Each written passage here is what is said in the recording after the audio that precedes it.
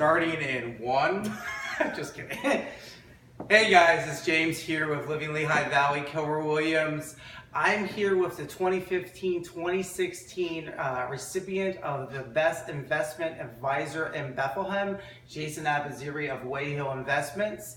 And he's going to go over a few things in the real estate market and a little bit about himself. Welcome, Jason. Why don't you tell me a little bit about yourself and your background? Yeah, hi James. Well, thanks for interviewing me today. First, a little bit about myself. I'm originally from Pittsburgh, Pennsylvania. I relocated out to the Philadelphia, Lehigh Valley area roughly about 15 years ago. Currently live in Bethlehem. I have a wife, Kara, and two children, 2 and 4 years old. Awesome. And so one of the things I want to ask you is there's tons of financial advisors out there, financial groups, and for the average person, it's like, how do you choose one? What makes one better than the other? How do I know that I can trust you? And trust is a big thing in finance. Why don't you tell the viewers a little bit about what you do that sets you apart and makes you different?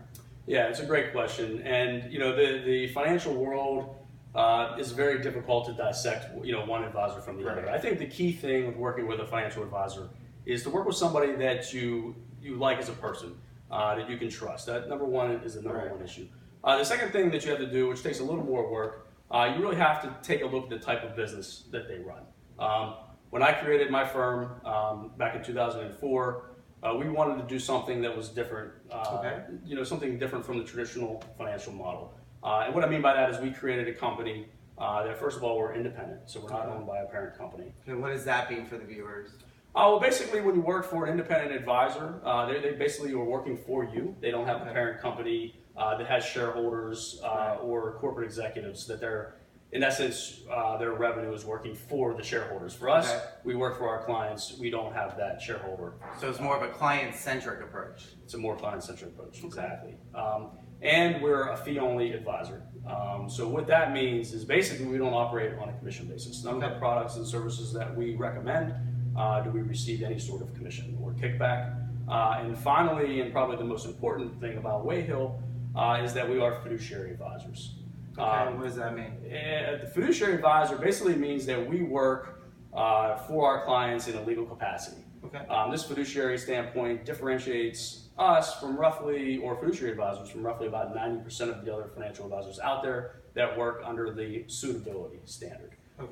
So basically the nice thing with that is when a client engages a firm like Wayhill, if they like the advisor and they trust the advisor, fiduciary advisors stand in that special relationship of trust to that client where they're legally responsible for putting their interest ahead of the advisor's interest. Right, just like I would have in real estate, right? Our oath has a fiduciary responsibility that I'm not supposed to put my interest ahead of the client. So if I was going to list my own home, I have to let everybody know it's my house. I can't hide that fact, right? Exactly.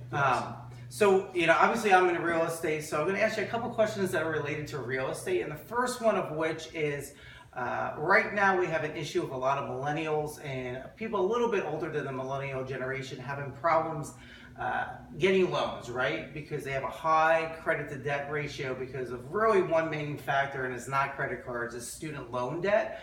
What would you say to those people as a good way to approach that, to position themselves to be able to get a loan to afford a house? Yeah, it's a great question. So what I would say and again, with real estate and investing, these are investments, right? So especially for young professionals that are getting out of school and they have student loan debt, you have to really create a plan when you get out of school. And you have to kind of list your debt that you have, right? Obviously, your income is probably lower because you're just getting started out. So you want to list your good debt and you want to list your bad debt. We would classify student loans as good debt. There's a lot of benefits of having student loans. For one, it increases your credit score if you make your payments on time. Bad debt, which you want to take a look at, would be things like credit card debt. Look at credit card debt, then maybe look at the car loans, and then student loans last. But the key thing I would recommend for people graduating college and starting out is to create that plan of attack. Once you focus on paying off certain debts, you want to create a savings account. Right. Okay. And another question that we're hit with now in 2017 is we've been at a historic low for interest rates on loans, right? We've been there for quite a while now. And rates have increased already this year in the first half of the year.